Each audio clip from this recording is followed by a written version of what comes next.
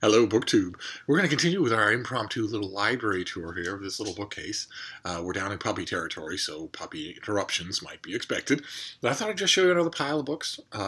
This first one is a gem. You should all...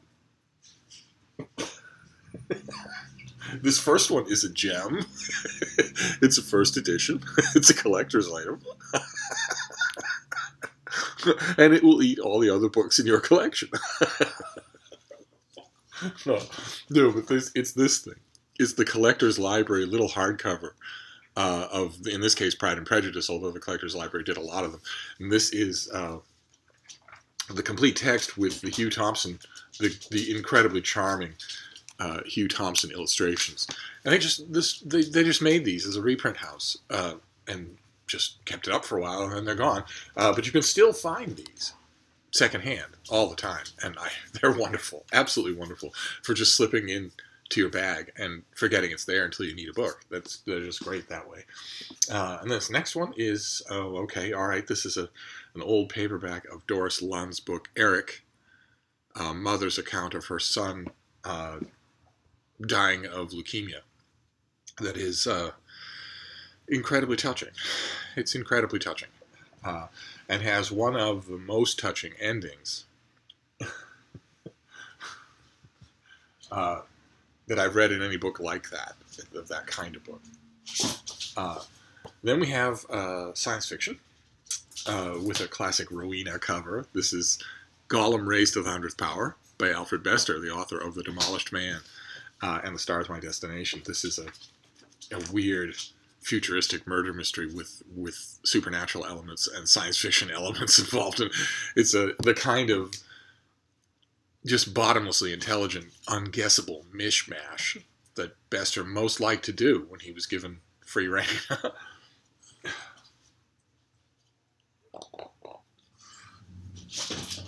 Then this next one. Oh, okay, we've seen this before.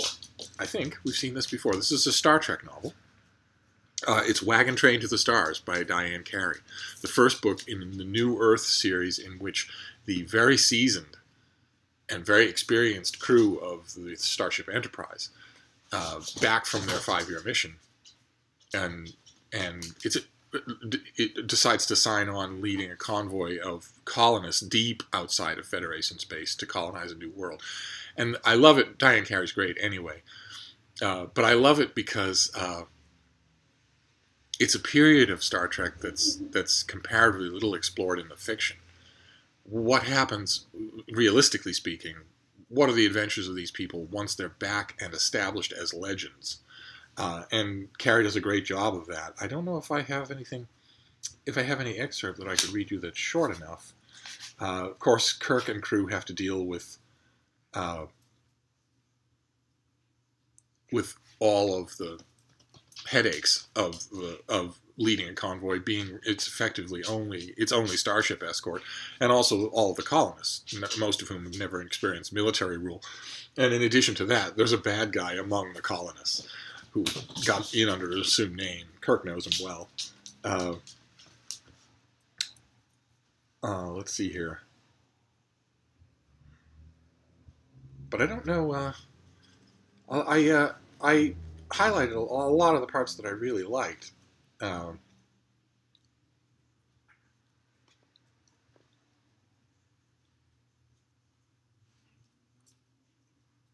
Yeah, there's one, the merchant crew, the freelance crew of ship captains that are part of the convoy don't like Kirk at all. They don't like the fact that Starfleet is involved, and they especially don't like that this living legend is lording it all over them and asserting military rule every time something goes wrong.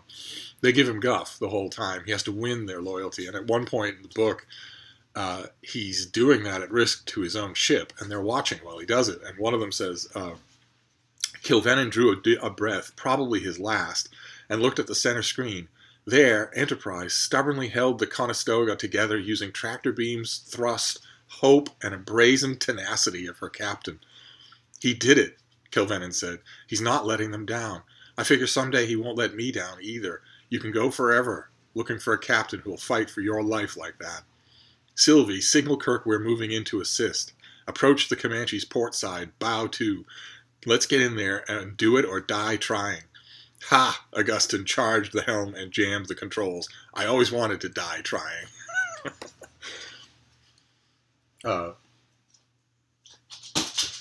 It's a great series. It's the New Earth series is not all written by Diane Carey, and more is the pity. She wrote the first book, and she's fantastic, the best Star Trek writer of them all.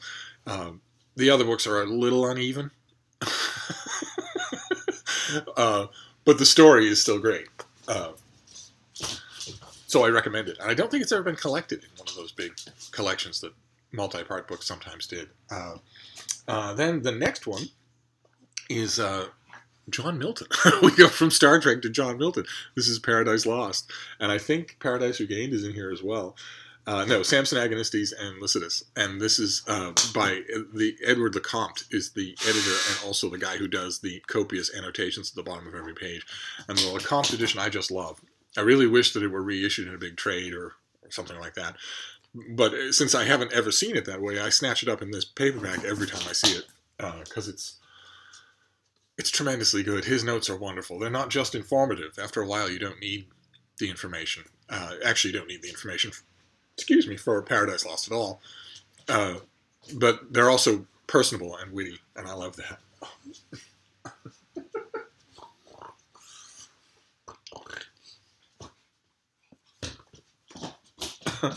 All right, what have we got next here? We're slowly puppying our way through this thing.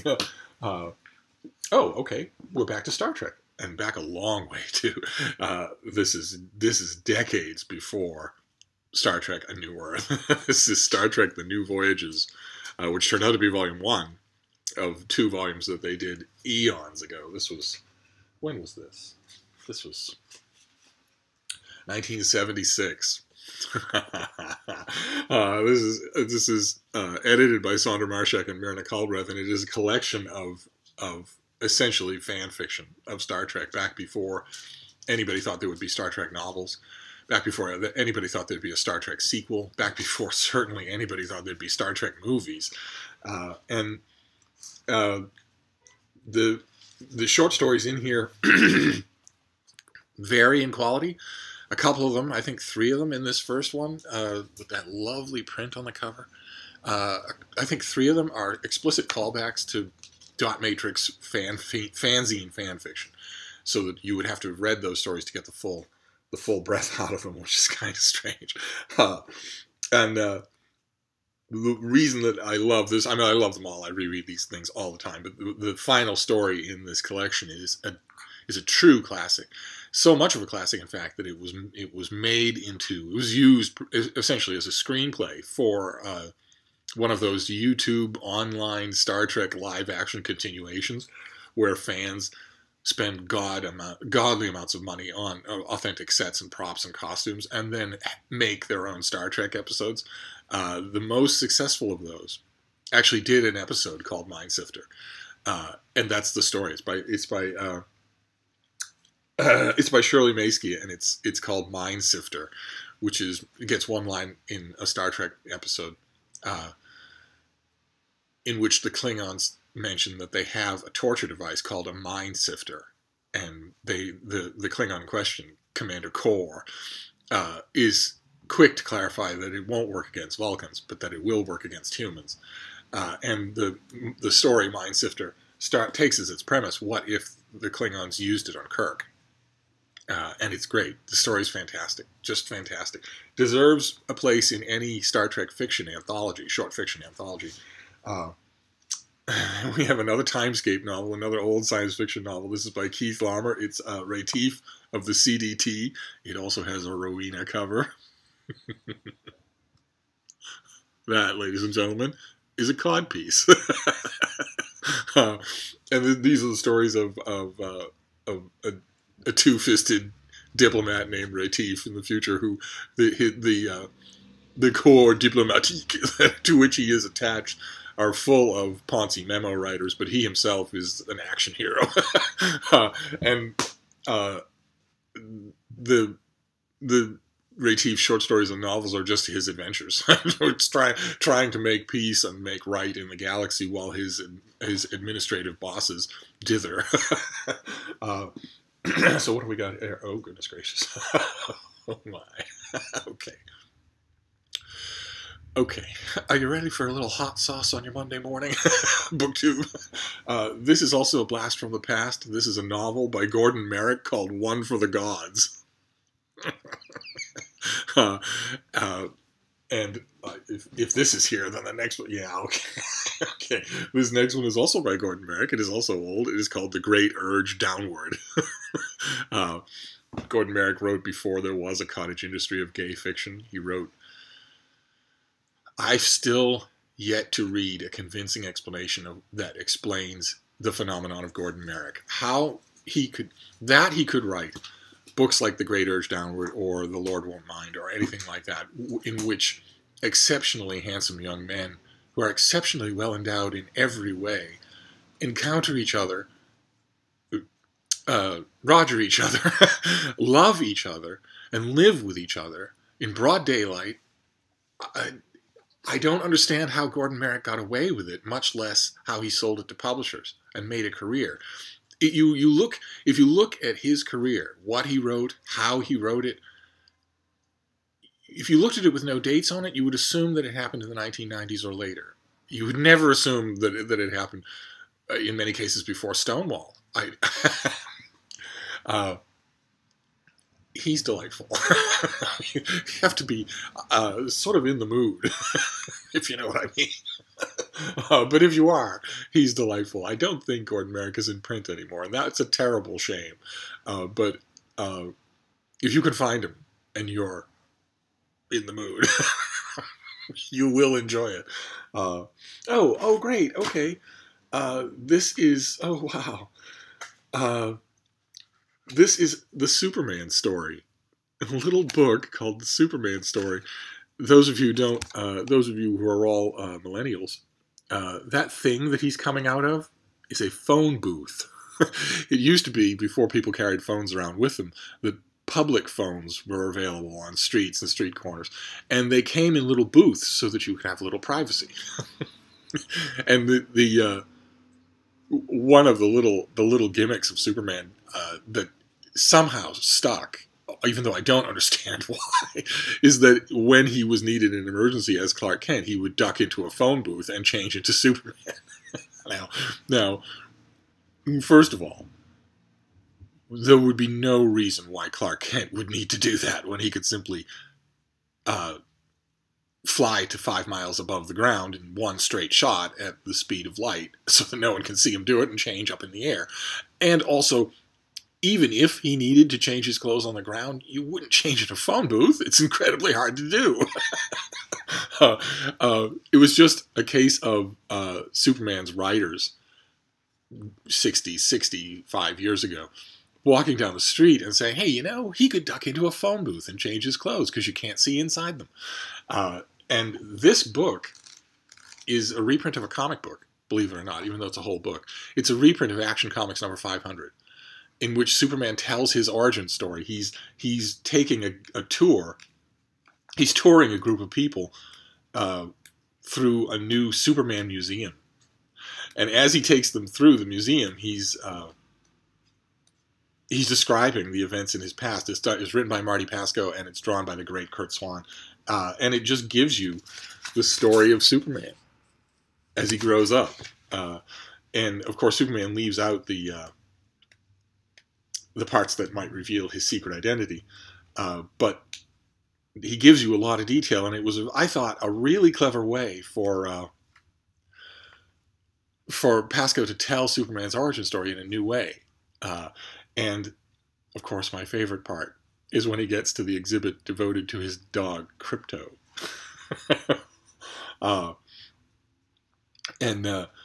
He says that he was lonely as a boy because of his superpowers, and that all changed when Crypto arrived on Earth.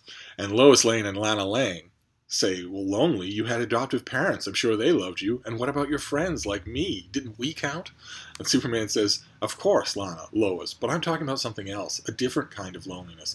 The loneliness that comes from thinking you're the only one of your kind in the entire universe. When Crypto's rocket landed, all that changed. Look at this picture that Curt Swan gives us. Isn't that adorable? The tail is wagging. In the years I was growing up, learning about life, becoming a man, there were things I could share with him, things I desperately needed to share, or the pain of being alone would have been too great. Ma and Pa, my friends, wouldn't have understood. It's difficult to explain. They were little things. They may not seem so important to you. The things like the feeling of the wind in your face in a way that no one else in the world can feel it. Or the sound bullets make when they bounce off living flesh. But it didn't matter that we couldn't talk, at least not the way people do to each other, because we could communicate in our own special way, through the shared experiences that were ours and ours alone. He was a dog, only a dog, but in some ways he was a closer friend to me than any person on Earth. And when Superman walks away to the next part of the exhibit, Lana Lang says, "Imagine getting choked up over a dog. Ridiculous." And Lois Lane says, "Honestly, Lana, sometimes you have the sensitivity of a brick." I'm very happy to have this. I also have the copy, the actual comic book copy of Action Comics number 500 somewhere. I don't know where. And Action Comics, soon, this spring, reaches issue number 1000. It's a big hoopla thing. DC's putting out a gigantic hardcover. Action Comics number 1000 comes out this spring. I will be sure to tell you about it. But anyway, what's the... Oh, it's another Star Trek novel, and it's an old one, too. It's the Gene Roddenberry's novelization of Star Trek the Motion Picture, with that lovely cover artwork, in which he... it's the only Star Trek novel that he ever wrote himself, and he tells the backstory of all the events involved. And it's really good up until about the halfway point. About the halfway point, he starts to reveal, it starts to become obvious that he's never written a novel before. But at the beginning, he's really good and writing about characters that he knows better than anybody. And it's also footnoted. it's narrated. Part of the beginning of it is narrated by Captain Kirk himself, and there are footnotes. One of the footnotes involves there's a Vulcan term that Spock uses for Kirk that is it's a concept of friend, but it also means a very deep friend, and in some connotations it can mean lover. And in Roddenberry footnotes the fact that for years it gave rise to rumors that Kirk and Spock had been lovers. And they say, at our request, Admiral Kirk supplied the following comment on this subject. So Admiral Kirk read the manuscript of the book, and he, in the footnote, provides a comment on that rumor. Imagine having the dilithium crystals to walk up to Admiral Kirk and say, "So, were you and Spock ever?" He says, "I was never aware of the lovers rumor, although I've been told that Spock encountered it several times. Apparently, he had always dismissed it with his characteristic lifting of his right eyebrow, which usually connoted some combination of surprise, disbelief, and/or annoyance. As for myself, although I have no moral or other objections to physical love in any of its earthly, alien, or mixed forms, I have always found my best gratification in that creature, woman. Also, I would dislike being thought of as foolish enough that I would select a love partner who came into sexual heat only once every 7 years."